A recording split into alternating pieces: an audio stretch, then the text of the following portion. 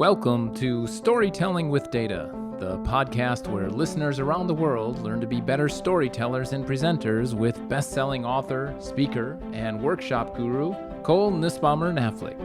We'll cover a wide range of topics that will help you effectively show and tell your data stories. So get ready to separate yourself from the mess of 3D exploding pie charts and deliver knockout presentations. And with that, here's Cole. Hi, this is Cole, and today I'm coming to you from rainy San Francisco. If you've been following this podcast or my blog, you may be aware that I've been asking for reader and listener questions, which, by the way, if you have questions, you can email them to askcole@storytellingwithdata.com. And I've been using some of these questions as the basis of the Q&A portion of the podcast. Now, one question that's come up a number of times that wasn't on my radar as one that I'd really anticipated is how I started storytelling with data. This is actually going to be the focus of today's podcast. But rather than just listen to me talk about it, we're going to take a little different approach. Let me back up a bit. So my husband, Randy, and I met when I was delivering my very first workshop. This was back when we both worked at Google, and he was sitting in the very first row and was quite participative in terms of asking a ton of questions. Now, Randy was a recruiter early on in his career and a director at Google, where he helped build the European offices. He's been the head of HR or people ops for companies like SpaceX and Jawbone, and currently acts as an advisor to a number of companies around the world. Now, he has interviewed thousands of individuals throughout his career and is known for being able to build and manage awesome teams. He's also just a naturally curious person, which means he's really good at asking questions. He knows me probably better than anyone else and knows storytelling with data perhaps better than anyone else. He's actually the one who pushed me to do this podcast in the first place and has been behind the scenes producing it. So we thought it would be fun to get him on this side of the microphone and have him interview me.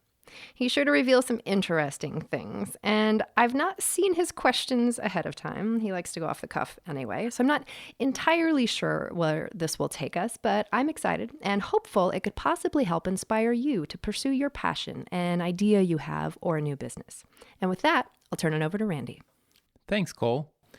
Before we start, one tip I can share with your listeners when it comes to love is that there is truly a benefit for sitting in the front row and asking a ton of questions and seeming very interested. So just a little tip for everybody out there. So I thought it might be fun to start out with you telling a little bit of a story for us in terms of thinking back to that first moment in your career where the sparks kind of came together and you thought about this idea about storytelling with data. Now, maybe it wasn't actually storytelling with data, but talk us through that first moment.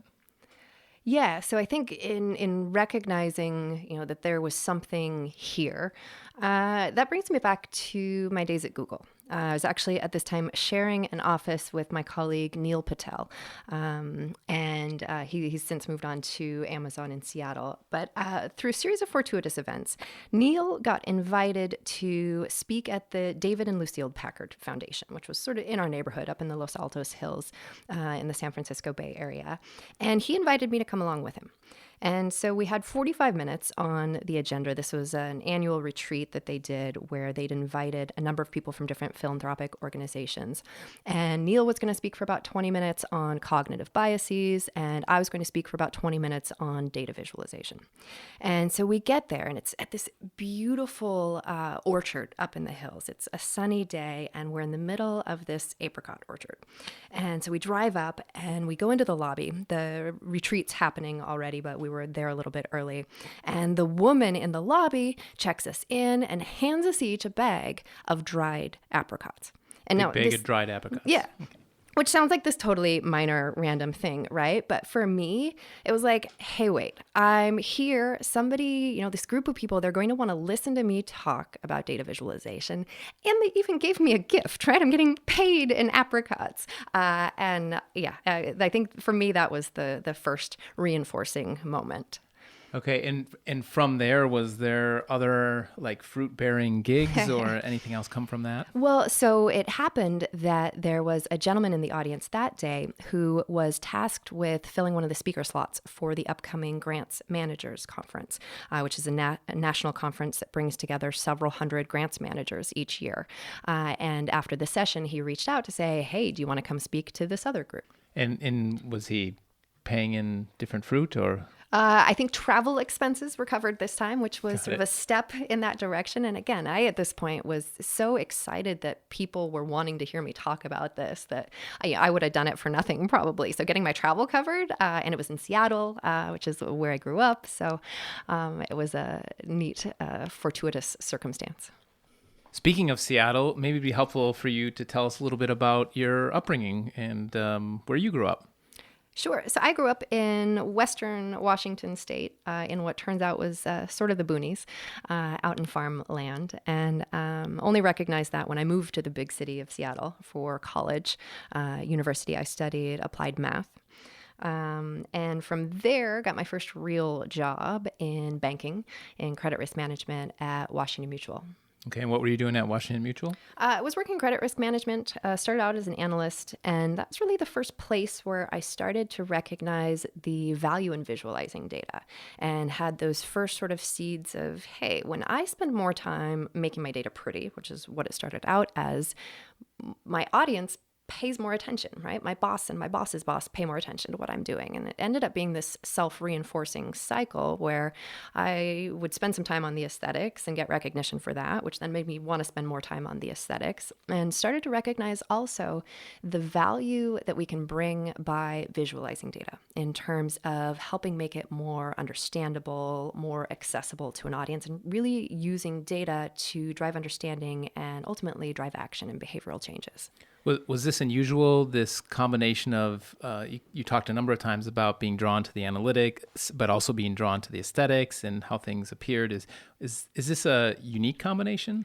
I don't think it's unique, but probably less common, because I think oftentimes people who are drawn to quantitative sort of fields get really comfortable crunching numbers and really comfortable with that piece of it, and sometimes shy away from the design aspects. And I think the design aspects that for me started off as a creative space in which to play actually become so important when it helps to really highlighting all of the number crunching that happens behind the scenes and enables us to communicate in a way that other people can understand and appreciate. So I think it's a skill that there could be, there's great value to be obtained by more people recognizing that this is a specialized skill and working to improve their own abilities in this area. So let's fast forward. You're spending time with the exciting field of banking and risk management. And you now end up with one of the most popular employers, one could argue, and that being Google. How did you end up at Google? Yeah, so it wasn't a direct path. So I actually took what I consider a detour through Houston, which is from Seattle. I joined a company, it was a private equity company that was investing in subprime banks, subprime mortgage banks. And this is around what time? This was 2006, 2007. Good time to be in that business. Yeah, right before the financial crisis. And actually, I just moved to Houston, and we declared bankruptcy on the bank that I moved there to work on, basically the day that I closed on a house there. And that was an awakening moment for me, and a moment where or a period of time, I should say, where I really had some self-reflection to figure out, okay, you know what? Banking is not such a happy place to be right now, but reflecting on what skills do I have, what things do I want to be doing on a regular basis, and where else might I apply those? And so started the job search over again, basically. And I was looking at quantitative marketing roles and other sort of analytics roles. And I came across this ad for people analytics and thought, oh, hey, this sounds sort of interesting, right? What if we take data and we throw it at human resources? And that was the job that actually was at Google. And this is, again, what year is this? This is 2007. 2007. So let's think. What's Google like in 2007 in terms of size, things they're focusing on, maybe on the people side? Yeah, so when I joined Google, so this was back late 2007, I want to say, so that's still the point where Googling was doubling in growth in terms of number of employees year over year. I want to say we were maybe like 12,000 people when I joined. And it was also, so the people analytics team, which was the team I joined there, it was brand new. They had just hired a couple months before I joined Prasad Sethi from Capital One, who had come in to run people analytics. And so people analytics previously had been a couple analysts in compensation, a couple analysts in benefits. And so when Prasad came on board, they grouped all of these folks together and made a full-fledged people analytics team, which to my knowledge was the first time that there was a team like this. So clearly drawing from talent from the banking industry. Is it true? I remember also when being at Google that they were hiring a number of folks on the stats side and folks with PhDs. Was that in the original people analytics team? Yeah, it grew to that for sure. We had behavioral economists, cognitive psych. So there were some very technical folks for sure. And so this is the time also at Google where they're working on some of these programs that now I know you can read about online, and these truly kind of people innovative programs. What were some of them that you recall that are just kind of the ones that you're proud you had a chance to be associated with? Yeah, it was a fun time to be there just because so much of the data we touched, no one had ever really looked at before. So it felt like, there was this period of a few years where we were learning things almost on a daily basis, which was fun. But I think when I reflect back on some of the favorite projects that I touched or took part in, one that's been covered publicly that I can talk about here is the Project Oxygen study. And this was a study done on managers and basically what makes an effective manager. This was work led by my colleague Neil Patel, who I mentioned earlier. And it's interesting because the findings actually probably weren't groundbreaking. Rather, they reinforced things that we knew or that we thought to be true, right? An effective manager has regular one-on-ones with their employees, for example. But I think what made this really interesting was being able to ground these findings in data and doing that in a way that even, the really skeptical engineers that made up a huge portion of the organization bought into. And so that was really exciting. I also touched very specifically the sales organization after doing that study and really trying to drive behavioral changes there in terms of helping design upward feedback survey where we get information on managers, helping managers understand how to understand that data and put it to work. So not only coming up with the interesting findings, but then also using those to be able to drive behavioral changes, be able to drive action, and basically make Google an even better place to work by helping make the managers more effective. Wow. So bridge the gap, because you started with a story of giving this kind of the first seeds of storytelling with data, the workshop. So bridge the gap from you're working on this really interesting work to you're out getting apricots for a speaking gig. Yeah, so the missing link that connects those two things. So at Google, and I mentioned right back in banking, if we think about even before that, this desire to make the aesthetics work and spend time on the visual display of information. So I carried that forward to Google. And also at Google, we were developing an internal training program. So it was an MBA-like program originally for HR folks at Google. And I got asked to develop content on data visualization. So this was always a space that I'd enjoyed. And when I think back to my team, people would come to me with questions or to brainstorm. And so I became sort of the de facto person on our team when it came to data visualization. But it was when we were building out this program that I really got the opportunity to pause and do some research and start to gain a better understanding of why some of the things that I'd arrived at through trial and error over time were effective, and figure out how do I teach these concepts, right? Teach about some of these best practices and things to consider when you're visualizing data to other people. And so this originally was part of this training program that I talked about. We found there was broad interest, and so actually ended up rolling it out to all of Google as a course that anybody could decide that they wanted to take. And I had the good fortune to be able to travel to a number of our offices around the country and around the world and teach these courses and also train trainers in other parts of the organization. I actually just got an email last week from a gentleman in APAC who says, "Hey, I teach the data visual course today at Google." So it's still going on today, which is fun to think about.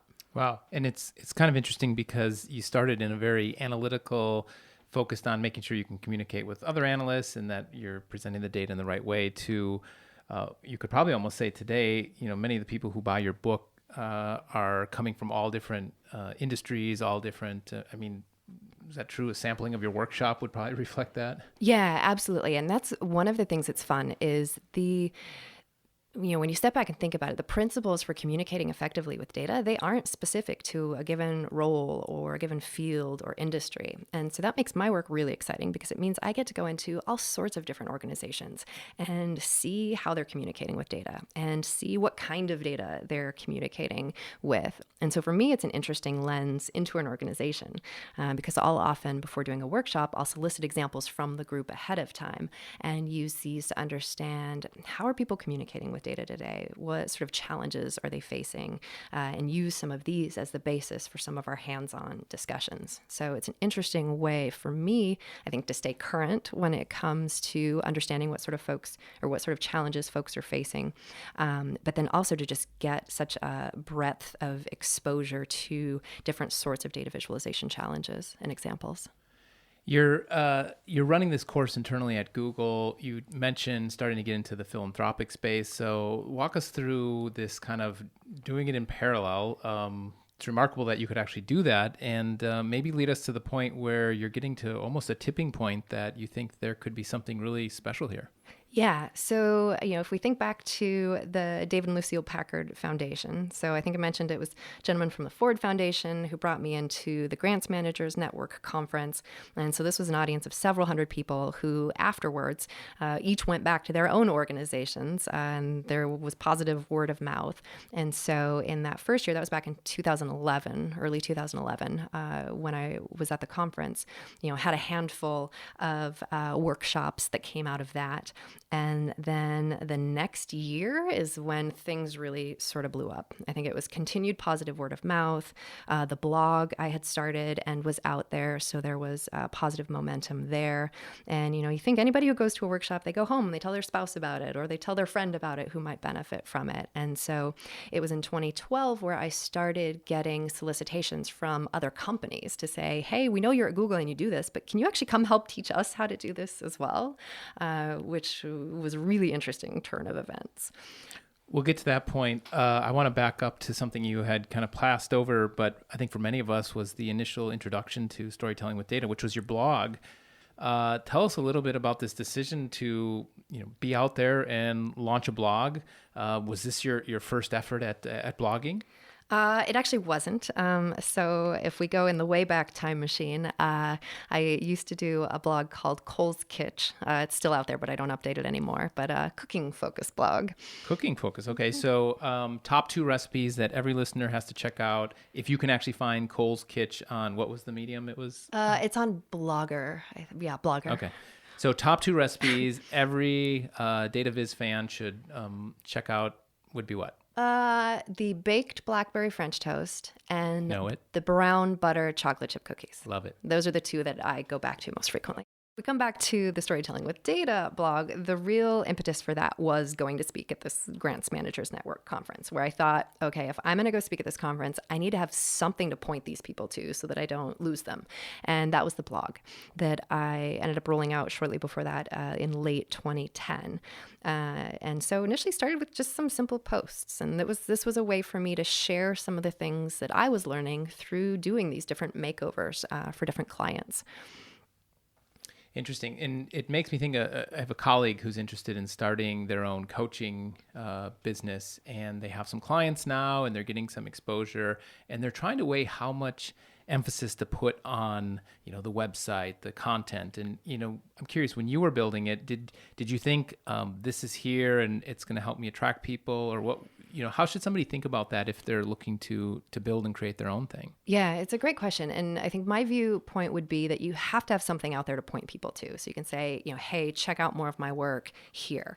And when it comes to that, whether it's a blog or a website, the attention to detail there has to be extremely high, because this is the first thing that people see oftentimes. And I think beyond that, the thing to focus on is making sure, and this is much easier to say than do, I get this, but making sure that your work precedes you, meaning that, you do good work and that hopefully begets other good work. I've been very lucky in terms of just positive word of mouth from the work that I've done, and that has become this self-propelling thing.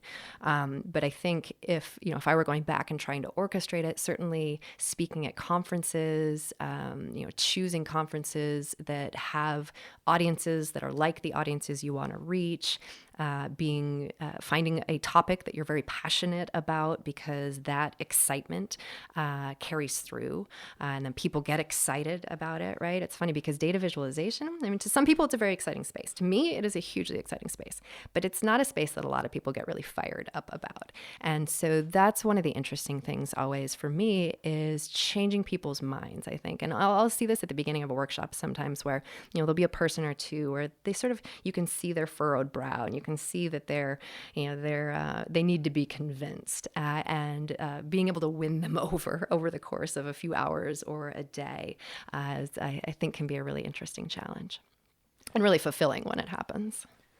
Let's take a short break, and when we come back, I'd love to ask you the question that everybody who works at Google seems to get asked when they make the decision of leaving Google, plus talk a little bit about the decision to write the book and how you managed to juggle it all going forward. If you're a follower of Storytelling with Data podcast, book, or blog and haven't yet attended a live workshop, you're missing out. These highly interactive one-day sessions cover the fundamentals for communicating effectively with data and storytelling, with hands-on practice and an opportunity to meet others interested in creating knockout presentations. So if you get frustrated when your audience is focusing on the wrong thing, you lose their attention after the first few minutes, or you just want to get better at telling your data story, then this workshop is for you. Join Cole in person in the first part of 2018 at one of her public workshops in cities around the world, including San Francisco, Charlotte, London, and Zurich. Visit storytellingwithdata.com and click on public workshops for more information and registration. Workshops always sell out, so register early today. So before the break, the question that often gets asked, would you agree, when you work at a place like Google and you decide to leave, is like, why would you leave Google? Did you get asked that a lot? Oh, absolutely. Yeah. What was it like to work there? Why would you ever leave? And so we have to ask you, so you have some good momentum going on, talking to other organizations about this. What was that ultimate tipping point to say it's time to leave? And what was that like? Yeah, well, I'll say first I was very lucky in terms of, having a manager and a management chain that was supportive of me doing this outside venture, because I really, for those first year and a half or so, was doing it in my spare time, taking vacation days to go fly on a red eye somewhere in order to be able to do some of this. And they were very open in terms of saying, yes, go do this, just make sure it's on your own time, it's your own equipment, and so forth. But when it came time to think about leaving Google, I think for me it was seeing this trajectory of interest outside of Google and recognizing that I'm not sure how long that's going to be there, and it seemed like the time to try something new. I also was about to go out on maternity leave with my first baby, and actually ended up going out on maternity leave much earlier than thought when baby came early. But it was really at that point where I started reflecting on, work-life balance, being able to set my own schedule, weighing the sort of pros and cons of having the cushy day job versus striking out on my own and doing something on my own. What helped to ease that? And I guess maybe a better way to ask it would be, you have a listener out there who has been developing something that they're excited about and maybe doing it a bit in parallel and wants to make that decision to, give up the steady paycheck to go really try to do it on their own. Yeah, I think for me, the in parallel piece was key. I'm not naturally a risk taker. I wouldn't consider myself to be. And so being able to work up enough momentum while still having the support and the benefits of a day job was very important. I'm not sure I ever would have made the leap if that hadn't been the case. But being able to see that there is demand out there, and just at some point, you know when you're ready to take a jump or make that leap. And I was ready for that next step. And how soon after? So this is, you leave Google in? The spring of 2013. Spring of 2013. What did you do to start the engine going in terms of now I'm out here, I'm ready, please book me to help your company, tell better stories with data? Yeah. And again, I think I was lucky in the way that it happened in that the engine was already running at that point. So it was just a matter of seeing, could it run at a capacity that would allow me to book as much work as I needed to stay as busy as I wanted to.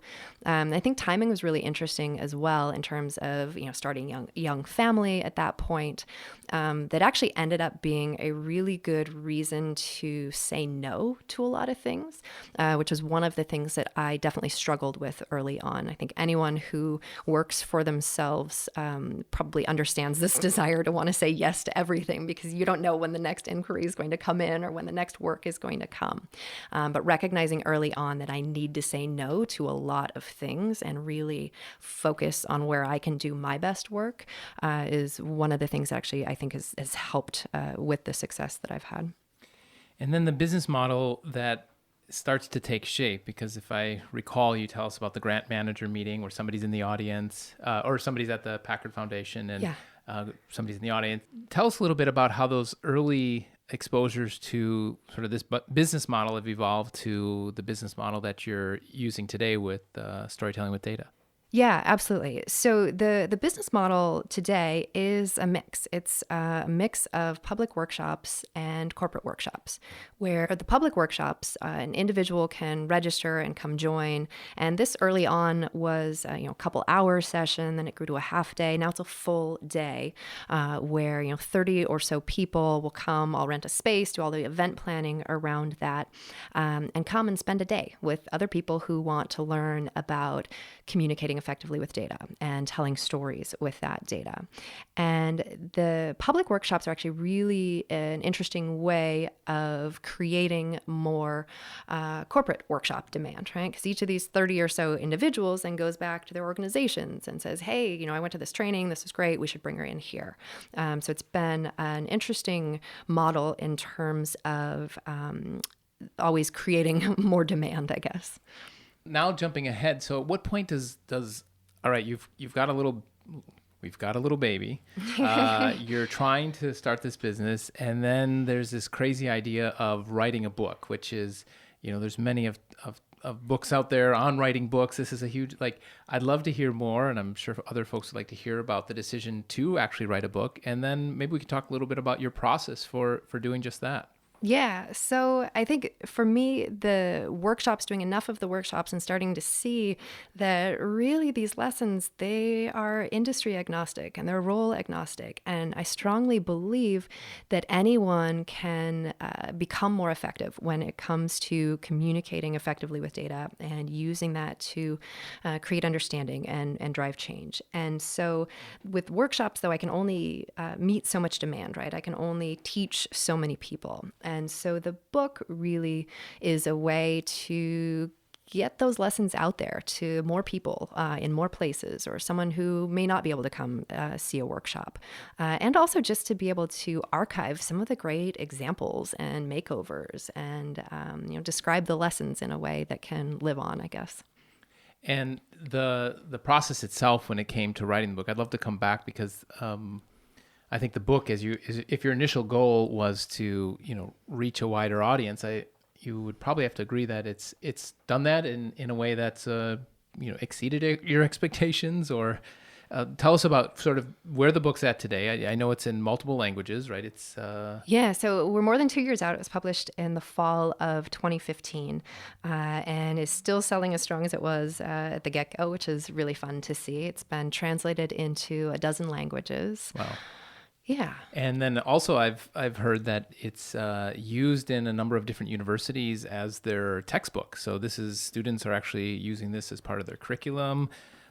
Who's using it? How widespread is this? Yeah, a number of universities. I think 65 or so that we're aware of right now around the world, but in prominent universities, Stanford, Columbia, Northwestern. Oh, that must feel great to have that reach. Now, coming back to the actual book writing process, how would you describe, let's back up, even the idea of, did you write the book first? Did you get a publisher to sign on? Did you do, tell somebody's interested in writing a book out there. Tell us what worked for you. So for me, I knew what I wanted the book to look like. I'd taught enough workshops to have codified the lessons there. And so I had a good sense of what most of the book was going to be, even just going into writing. And I tend to be a very organized person. I make a ton of lists. I use Post-it notes. I have Post-it notes everywhere around me all of the time. And so for me, the process started out of just trying to get my ideas out on paper and Post-its and then trying to organize those. I knew how a lot of it would be organized because it's organized the same way I organize the workshops, but then figuring out the other pieces and how those fit in and try to figure out how do I make this, the stuff in my head that makes sense to me, make sense to someone else. So did you write the entire book? Did you find an agent?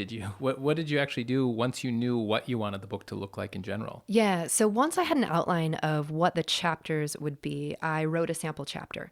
And it was at that point that I really started to understand what sort of time commitment it was going to take to be able to write, what sort of mind share that was going to take, and recognize, I think I can do this. And it was at that point that I pulled it together into a proposal and started talking to different publishers. And that's when you ultimately ended up aligning with Wiley as your publisher. Yeah, so I had taught a workshop for someone at eBay who had a book published through Wiley. And so, networking is good in cases like this. So I reached out to the client who said, hey, thinking about writing a book, any words of advice or tips. And I did this, by the way, to others in my network as well, who I knew had touched publishing or written books to get that sort of insight. And was fortunate that he said, absolutely, let me put you in touch with my acquisitions editor, and sort of went all over the place from there in terms of looking at a lot of different publishers, but came back to Wiley in the end, which was the first connection, I guess, that was made for me in that area.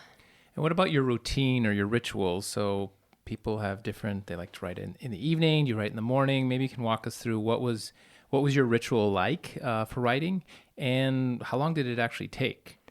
Yeah, I wrote in chunks. When I first started off, I would write wherever I felt like writing on the given day to just get as much of it out as I could. So I jumped around. And part of the reason I did this was because I was pregnant and a baby was coming soon. And so I wanted to get just as much of the writing as I could done before then, knowing that after the baby came, I'd have bits and pieces of time, smaller chunks of time to be able to go back through and edit and do some of the refining work. Were there any are there any tips or tricks of, your room setup or anything that might be helpful for somebody who's trying to plan or map out their book? Yeah, so this is when we were in our old house, and in my office, there was this giant closet that had sliding doors on it. And I had big, massive Post-it notes. And I had a Post-it note for basically a section of the wall or of the door that was for each of the chapters. And then I'd mapped out the sub-content that I knew would be in each of those chapters. And for me, there was something about being able to see that upon coming into the office every day that would help level set me of, okay, where am I at? What's been done? What still needs to be done? And then I would just find the piece that I was going to focus on, in that 20 minutes or in that hour or on that day, depending on what my time or availability looked like. Top 3 things you would tell someone who says, I'd like to write a book. That's an interesting question. I think get organized first and foremost, right? You want to know how it's going to start and how it's going to end, and what will make up the in between. So I think the idea of writing a book and the practical, physically sitting down in front of a computer every day and writing the book can be two very different things. So having that plan at the get go can be great for keeping one on track. I think setting aggressive but achievable deadlines. So there's something about being too aggressive that can feel almost hinder progress in terms of trying to get too much done in too little time. But there's also something about deadlines that are too far out there that don't put on enough pressure. So I think there's something about finding the right sort of deadlines and chunking those in a way that makes it feel like, you can work for a couple hours, or you can work for these shorter blocks of time and really make progress against your goal or against your deadline. Because feeling that progress, right? Because you really don't get full progress until the whole book is done, which can take a really long time. So having sort of success markers, I guess, ahead of that can be something that'll help, or for me at least, helped keep me motivated.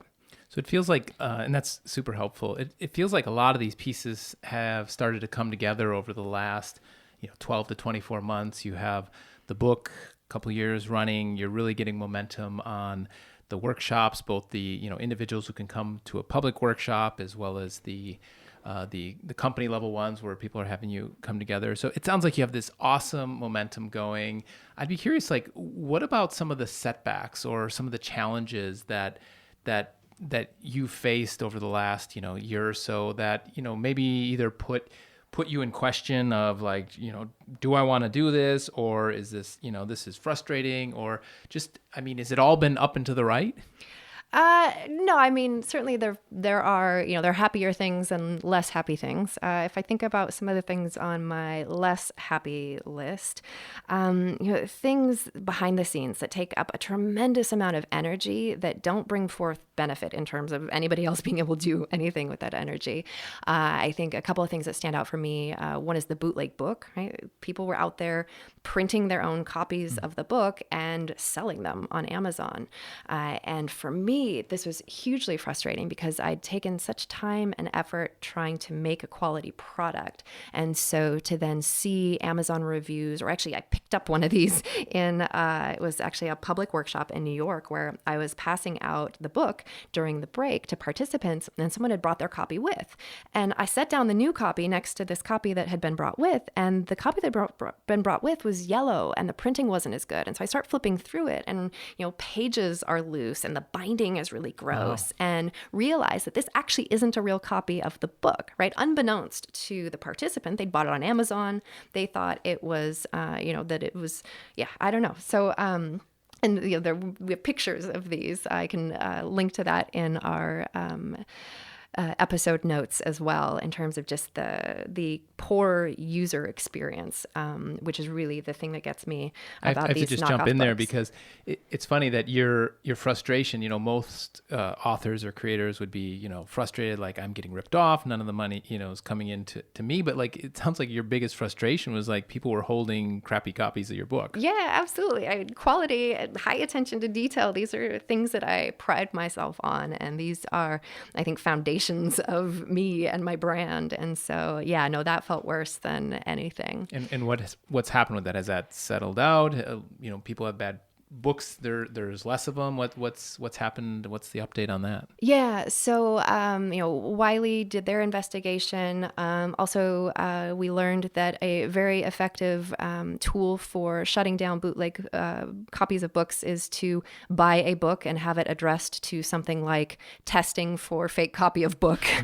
Shuts them down pretty quickly. Doesn't solve the overarching bigger issue, but at least gets people to stop from printing your book if they think that you're onto them. You mentioned a couple things. Is there anything else that was of challenge? Yeah, there have been some trademark challenges as well. I trademarked storytelling with data, and have been finding there are still people out there wanting to promote other workshops entitled with the same name, and even using descriptions of mine in some cases that have been frustrating, but we're making good progress there.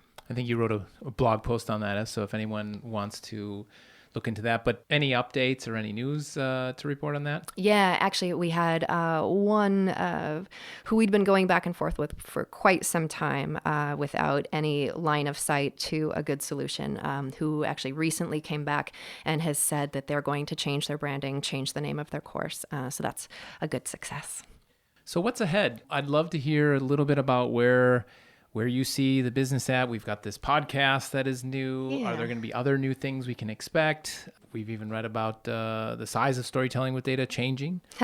Yeah, so I think 2017 for me was a year of figuring out, how much can I do? It was the first year that I didn't have maternity leave and had a full year of working and trying to figure out, how big can I take this? And am I okay with that? Or do I want to scale and try to take things bigger? And recognized that I want to scale, right? There's a ton of demand out there, a ton of potential people to reach. And that means bringing some other people into the fold. So in 2017, started getting some logistical help when it comes to, setting up these public workshops, all the event planning that goes in with that, help starting to manage my schedule and travel and some of those pieces, which is super helpful. Also hired my first full-time employee, Elizabeth, who is in Charlotte, and she's been doing a ton of work behind the scenes on the makeovers and is going to start teaching this year as well, which is super exciting. And I think as I look ahead to 2018, if 2017 was about scaling and starting to put pieces in place for that, I think 2018 is a year of continued scale, but then also diversity and diversifying, where so much of my work has been concentrated on workshops historically. And I want to branch out beyond that and try some different mechanisms, right? Like the podcast here. I want to also look into other learning channels, right? We think about online or ways to reach other people. We talked about university a little bit, figuring out how do we make the book easier to teach from, and also thinking to, for folks who do go to workshops, how do we provide support after that, right? What else can we put out there that will help people feel confident mastering some of these skills? Whether that's someone who goes through a workshop or someone who wants to learn on their own, trying to figure out how we can meet some of those needs. That's great. I want to wrap up with a few short questions that maybe you can just give us some quick bulleted thoughts on, and we can go from there. So first of all, do you think of yourself as an entrepreneur? Oh, that's an interesting one. I think my initial response is, if I go with my gut, is no, right? I don't think I see myself as an entrepreneur. I see myself as very lucky and having worked very hard to build what's turned into a successful business. But really for me, at the beginning of the day, at the end of the day, it's about being able to share the work I do with people who appreciate it. And so I don't know if that makes me an entrepreneur or not. Okay, no, it's fine. It's quick question. So next question. Does storytelling with data happen if you don't get the Apricot gig? Oh, that's an interesting one. I think I can go back and point to so many things that if this didn't happen, then it doesn't happen. Or if this didn't happen, no. I think without the Apricot gig, I think that was, what do you call that? A linchpin? I don't know if that's the right. Yeah. That without that, maybe it eventually comes around. I mean, certainly it still would have been an area that I would have been interested in, but I think it would have taken a different path to get there if that initial gig hadn't worked out in the way it did. What's your secret? You are a mother of 3 little ones. What's your secret to balancing the demands of storytelling with data with 3 little kids? Yeah, that's a tough one. And I think part of the secret is just recognizing that there's never a full balance. I think any working parent always feels like they're doing something not as well as they could be. But I think great help for sure, right? Having a hugely supportive spouse who's sitting across me right now. Without that, it would be impossible. And I think I mentioned this briefly earlier, but for me, family gives a good reason to say no to a lot of things that has been helpful, not only in terms of trying to reach that balance or balance it as well as I can, but also in just making sure I'm focusing on the right things, the things that are most important to me, which end up being the things I'm passionate about, which ends up then making greater product for everybody else. So it's been good in that way. Okay, last question. Parting advice you'd give to someone thinking about anything similar to wanting to do something on their own and create their own business, essentially? I think if I can reflect on my path and offer advice, it would be to test it out as much as you can before taking a huge risk, right? I was lucky or I see myself as having been lucky in terms of working at Google and being able to test this out and do it in my spare time so that by the time I took the leap, it wasn't such a huge leap. I had a pretty good idea of what I was getting myself into. And then that helps take the pressure off of where is my next dollar coming from or where's my next client coming from in a way that allows you then to focus on the work that you're most interested in, most passionate about, that then helps spread good word of mouth to be able to keep doing that. So I think to the extent that you can test out the idea or try to put it out there in a way to see if there's traction before making a big leap, I think can be reinforcing in good ways. Excellent. And where can your listeners learn more on all things storytelling with data? So check out the blog, storytellingwithdata.com. You can follow on Twitter and Instagram @storywithdata. And we'll make sure to put all of the links to different things that we talked about in the show notes for today. Well, thanks for having me interview you today. This was fun. I enjoyed it, and I hope it was interesting and insightful for your listeners. Yeah, and thanks so much for taking the time to interview me, Randy. This was fun. And I encourage those of you listening to tune in next time, where I'll discuss my single answer to nearly every data visualization related question that you can imagine. Thanks for listening.